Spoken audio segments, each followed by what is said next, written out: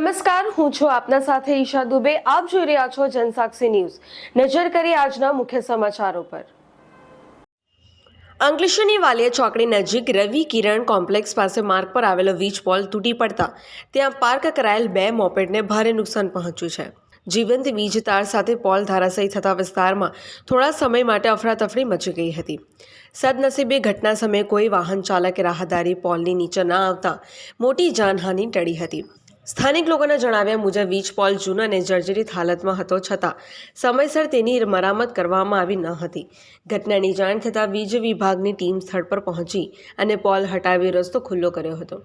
આ ઘટનાને પગલે સ્થાનિકોમાં રોષ જોવા મળી રહ્યો છે અને તાત્કાલિક જોખમી વીજ પોલના સમારકામની માંગ કરવામાં આવી છે.